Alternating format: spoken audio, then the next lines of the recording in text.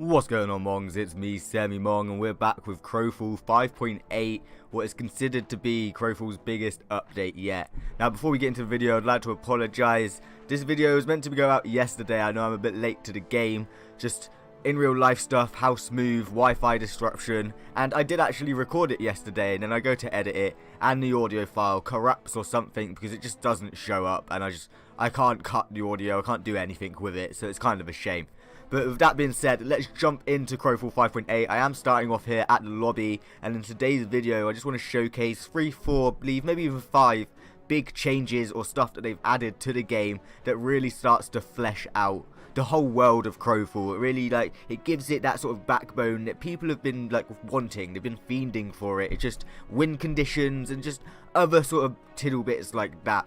So let's jump in straight away, and let's go with the campaign. And now if you see, one of the first major things I want to point out is the campaign worlds. They are now in clusters, and you can also see this through the map in the pre-game lobby. So there's actually a number of players on since 5.8 update, 62 in the NA server and 47 in the EU server.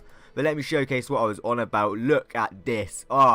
This is absolutely glorious. Now, the campaigns have, as I said, been given a win condition. You can now win a campaign. You can win the throne war for your faction by capturing forts, killing enemies, and for each fort, each keep you capture, each enemy you kill, you get points towards your faction's score at the end. And once the campaign world ends, the team with the biggest score pretty much wins. So you've just got to dominate. You've got to capture forts, capture keeps, kill everyone that you can, have these big siege adventures, because you can now actually do sieges as well. So within the game you get keeps. Let me see if I can find one here.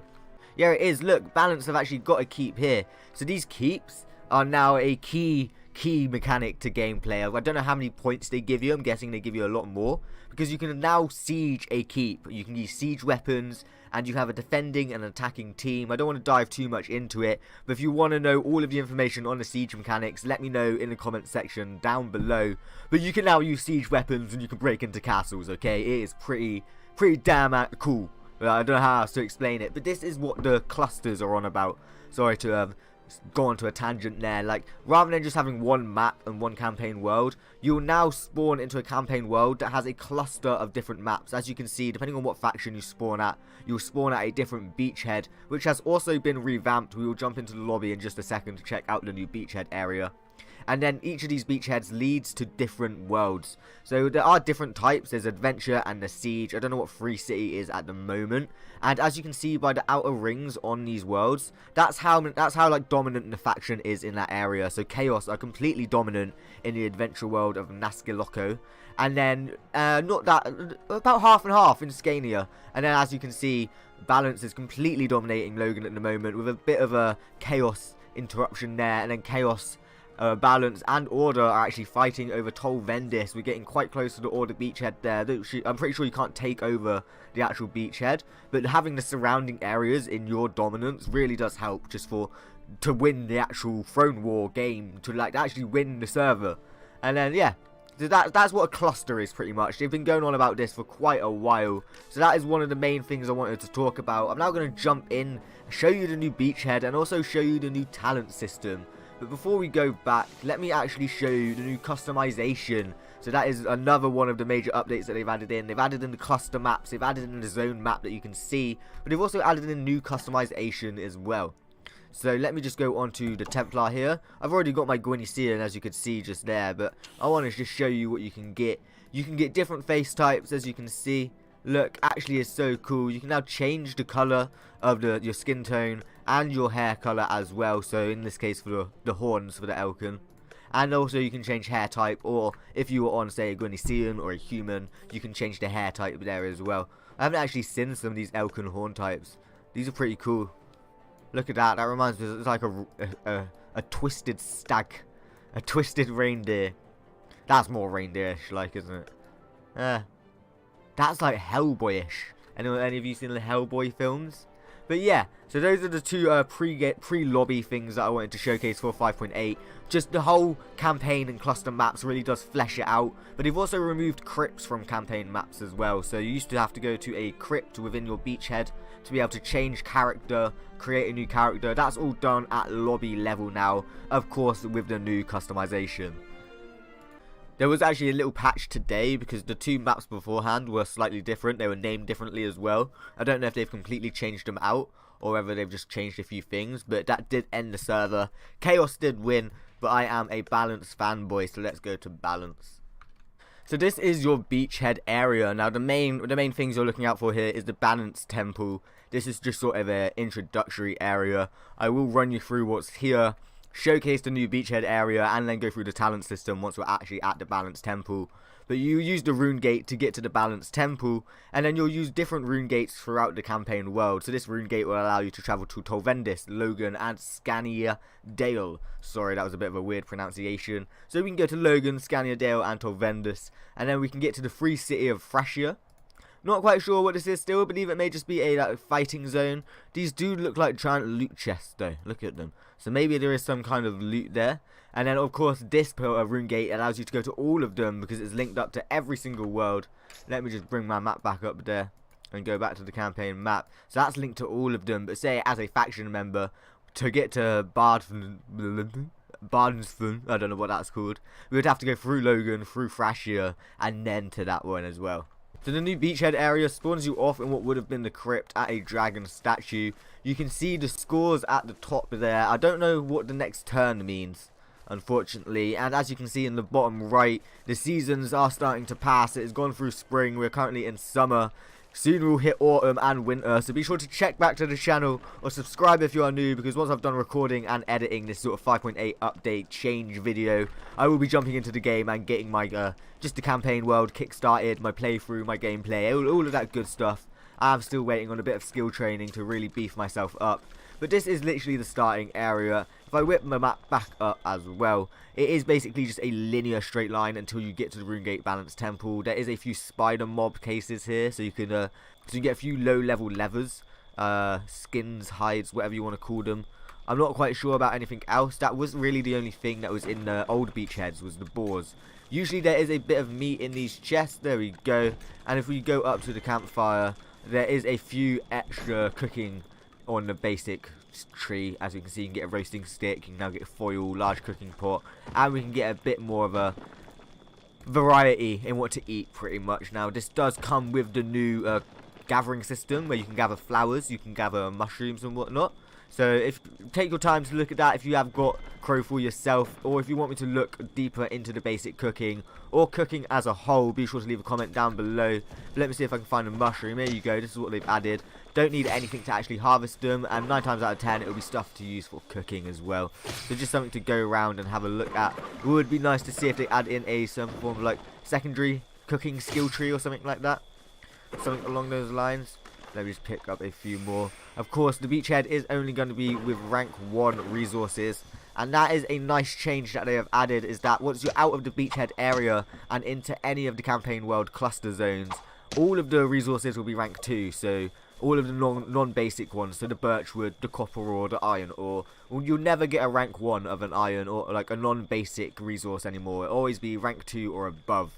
And of course that once again ties into the seasons with plentiful resource and whatnot. But now we're coming up to the first basic vendor. Now in the previous versions of Crowfall they did not have vendors, so to say. They did have one vendor that just offered basically what this guy offers, okay? Like a few weapons and whatnot just to kick you started, basic stuff, nothing advanced or intermediate. But they have added a couple more into the basic temple. Where is it? The Balance Temple down here. Now during the development of Crowfall in the early days, they did heavily showcase that they wanted this to be a player economy, and adding in vendors, I know there can be some worries for players, but like, oh, it's too easy to farm gold or to get ahead with vendors. But trust me, I'll showcase it when we're there. These vendors will not affect the current player economy as you know it within Crowfall, like literally.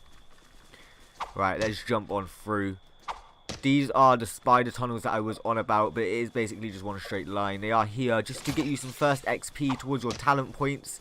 I will showcase that once we're in the temple. It's just the temple holds everything, okay? It holds everything. But if you want to get your first talent point, yeah, you can kill some spiders. It will fill up your EXP bar. You no longer have to just sacrifice stuff, although you can sacrifice stuff if you want to get ahead and get a few extra levels. I believe it goes past level 30 as well. You get a talent point per level, but it goes past level 30. I believe it was locked at level 30 in previous iterations. Which way is it? I'm lost. Ah, it's this way. Follow the beam of light. Alright, let's carry on forward. As you can see, it's just more hunger shards and wolf spiders here. The hunger shards you can mine down to get sacrifice shards. So you can do a little bit of sacrificing once you're at the temple before you jump into the cluster zones. Oh yeah, I forgot to mention, do you like my Gwynician? This is some of the hairstyles and whatnot that you can get for a Gwynician. You can now change the primary and secondary colour of his skin tone or haircut. Do you say skin tone or hair colour? Because he's covered in hair anyway. But as you can see, I've got like a white nose with this cool ass Elvis quiff. I'm not going to lie, some of the hair customization options for the Gwynician did make me cringe a little bit. They were a bit off and sort of looked like they belonged more on a dwarf or a human. But the elk and horns, I'm really amazed at. They are pretty bravo. Now here's your first sacrifice bazaar. If you did mine down any of those hunger shards, of course you'll be able to sacrifice stuff here. The wilted scraps and the meat isn't worth too much. Oh, the meat actually is worth 42. 8 per piece. That's fair enough. And we've got another vendor here just offering literally the basic stuff. Now you won't actually have gold coins unless you kill some of the spiders here. So I'm guessing it's... Yeah, but then you won't be able to kill the spiders unless you craft weapons. Like you get the 6 wood and the 6 stone. So I'm not quite sure why they've got the basic vendor there. The vendors in the balanced temple I do agree with. But the basic weapon vendor there, I'm not quite sure. But let's get to the balanced temple. I'm trying to think, what other stuff have they added? They've done the map clusters, they've done the talent system, they've added in the gathering with the mushrooms and the sort of flowers and the herbs and whatnot. They've also added a new mob type. I don't know how to pronounce it, but I will try and find one in game and put it towards the end of this video. So before I jump out of this balanced temple, I've got to remind myself to find a new mob type. And then they've also added in mount prototyping. Blah blah blah blah blah. Mount prototyping testing is now in. You can now craft a mount. It just has no visuals, so all it will do is it will increase your vessel speed by a certain amount. So there's not actual mounts that you can mount up on, like a horse or a wolf or a bear, but you can now craft what is essentially what is going to be a mount, and it will just increase your speed. I am a bit gutted that they haven't implemented some sort of visuals to it. Like, I don't understand why, but at least now we know that there's going to be a mount system in place, and the fact that they say you can craft it really does put in my head, is that going to be something to do with necromancy? You know how you can craft different vessels for better statistics? Because I know when I was first pre-ordering the game, like a year, coming close to like 2 years now, there was some talk about a mount figurine that you'd have in inventory and you could just summon a mount. But this item would of course be lootable, so if you died, you'd lose your mount figurine. But the fact that they say craft does really think in my head that it's something to do with like necromancy and vessels. Now this is the new beachhead area, but as you can see on the floor it says temp. They've not actually currently got the textures in place, so there's just a nice white blanket, so to say, of just this tempness. But once the textures are in place, this will look epic. Look at it. Look at all the big stoneborn statues with like their Hulk head on the wall. It does look cool. It reminds me of the Hulk film, or the 4th film, where Hulk's a gladiator. Actually does. This is the new beachhead area. Now if I go forward, we have got another basic vendor coming up there with a sacrificer bazaar in the middle. But the new vendors are all the way down here, and they've sort of split it up into different categories. Now you know beforehand they had the basic vendor in the beachhead, but you could also get a material vendor at forts. They've done the same on that, but they've really upped the price, so it's not quite as much and it's not quite as efficient to say just go to a vendor to get your materials. So look at that, 1,500 for... Jesus Christ, that scared the shit out of me. That was my alarm. So 1,500 for 20 strong hide. Now, you could farm the 1,500 gold coins, or you could probably get 20 strong hide before you farm the 1,500 gold coins. So, like all of the vendors here, it is really for players that have played through the campaign world a little bit, have got resources stacked, have got gold coins stacked, but say you die and you want to come back and you don't want to just buy armor, or you don't want to use your high quality resources just to quickly craft something. If you've got the spare gold stack, you can just buy resources and craft it up that way, so you don't have to waste your time. And it really shows in everything else. So you've got resources for each type, but it's more so the weapons and whatnot down here. So say, yeah, oh, you've just been in a PvP battle, you haven't got any spare gear, come get yourself a basic weapon, an intermediate weapon, intermediate armor set as you can see here. 500, 600, 1100 total. It's going to take a good 10-15 minutes of grinding rank 10s if they've still got the same gold caps. And remember from previous videos, we were getting about 200 gold coins, 180 for killing the rank 9s, rank 10s. So it wouldn't take you too long to get that, but you're certainly not going to have this as a new player spare straight off the bat. So I really do like that, especially with the resources, to the point of where it's not more efficient to farm gold and just outright buy resources. Where what would be the point? Like, you know, do you get what I'm trying to say? What would be the point of just having the whole gathering system in the game if it's just easier and quicker to go and farm gold and buy resources from the beachhead? So I do like what they've done with increasing the gold amount. Of course, there was a little bit of worry of adding vendors into Crowfall in the first place, player economy and all of that. And then of course you still got your crafting stations here at the start to craft basic weapons, and I believe intermediate weapons as well. And intermediate rune tools. This is something I'm gonna have to get on like start doing. Like, I need to start farming before it gets into winter, and I've got absolutely no chance of getting good resources. So after this video, I'm gonna be crafting myself up some intermediate weapons, getting myself an intermediate armor set, and then getting a load of intermediate tools and just going resource gathering until I've got the crafting and exploration skill training that I wanted. But guys, with that being said, this is the new beachhead area. Of course, combined with the map as well, the clusters, it really just starts to flesh out the world of Crowfall. But in terms of character progression, you've now also got the talent system. So let me explain this a little bit better. If I whip up my skill menu, beforehand you would have your primary or your professions, so you can have your crafting, your exploration. And if we go back, you've also got the combats tree still. But you used to have class and race, which of course split up into all different trees like this, and it would go through all different classes and all the different races, and it would give you buffs and just general statistic general help towards statistic increases through the skill training, the passive skill training, which was of course account wide.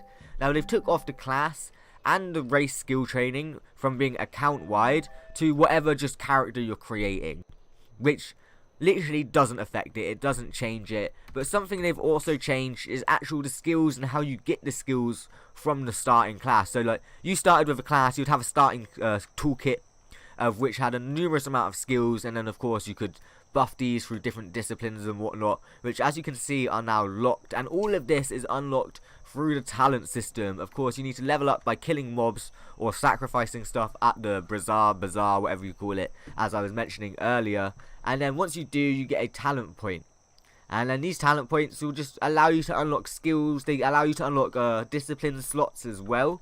Something interesting to note here is that certain skills or certain parts of the skill tree, if you learn into it, will lock off other parts of the skill tree. Okay, so you really, it's like back in the before you had this talent tree system and you had the passive skill training, you needed to know what class and what race you wanted to main to start training in it early, because obviously switching over training halfway through was dire. Like, you wasn't going to get all of the increases that you really wanted, and that's something you're going to have to think about now, is like what parts are going to be locked off from what you train in. Of course, I'm really not too far into this, to be honest with you. I really need to jump back onto Crowfall, but I do like it. It's that sense of progression. It's just they know what they're doing. Like, there's not really much more to say about it, apart from they've locked off the discipline slot, so you really are losing a lot of skills. Because before like 5.8, you'd go into a class, you'd have your set of skills, and you'd instantly have access to disciplines. Of course, the two that I used being minor discipline to increase my, I forgot what it's called, plentiful resource. Yeah, I'd have my mining discipline to increase my plentiful resource for mining, and then I'd have my villain discipline, which reduces the tool decay rate. I can't get any of these anymore, so I'm not mining quite as well, and my tools are literally reduced ridiculously quick. Like, it's so weird. But once you start leveling up, you start speccing into things, you do unlock a load of different items. Let me just run through. I don't know what, like, they don't give you statistics. You got to click on them. See, there's a skill, redirect pain. That was a good one for taking over forts. As when you see in the first skill you unlock is your flintlock shot. Sorry, not flintlock shot. And I've actually still got a skill point to spend. Critical hit chance, armor bonus. Let's go for critical hit chance. We'll rank that up once. And once we've done 3, you don't have to spec the full 5 into it. You'll be able to go into the next one. guys, I'm going to start to end this video off there. I'm going to head out into one of the worlds, try and find this new mob type. If not, I will just have to outro as I usually do. So wish me luck. I will spend a good 5 minutes looking for it. It does look so cool. But these are the rune gates, the cluster gates. Of course, each one will send you into a different direction. So if we open up the map, let's have a gander. We're probably wanting to go to Logan. We've got more of a dominance there. I don't want to go to Scania, because these do still have forts, as you can see. And oh, bless up to Crowfall, Artcraft, J Todd himself, for actually letting us know which faction owns which fort. The only downside to this new map system is that it doesn't show resources like on the old one. So you don't know where things are. You're going to have to actually go explore. But at least we now know which fort is owned by which faction. No more are the times of going to a fort and it's not owned by your faction, and then you run to the other side of the map with no mount system, and once again that fort is not owned by your faction. No more. Okay, no more. But yeah, I don't know what the difference between a siege world is and a adventure world, other than the keep, with the keep obviously being a main factor. But I have no reason to go to any of these forts or keeps at the moment, because I haven't got the training to say craft rune tools or armor or whatnot. I'm still training it in my skill tree. But no. Let's have a gander. Let's go on to the adventure one. Is there literally any difference apart from the fact that one's got a keep? Fort. No, I don't think so. Points of interest here as well are marked down. Like, those are the new spider tunnels. It wasn't obvious to me at first until I like ran over to this area and saw that the indents were actual tunnels.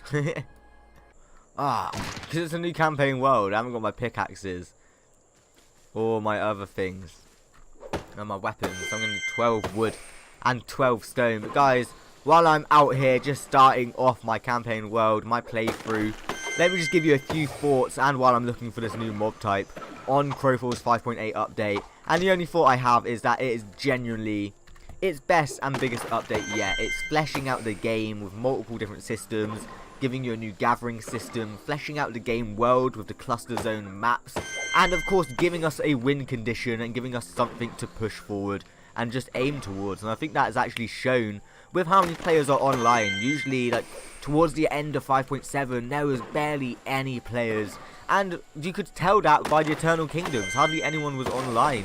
So I couldn't really craft anything unless I went out to the forts, which, you know me, that I'm not going to take that risk really on my own.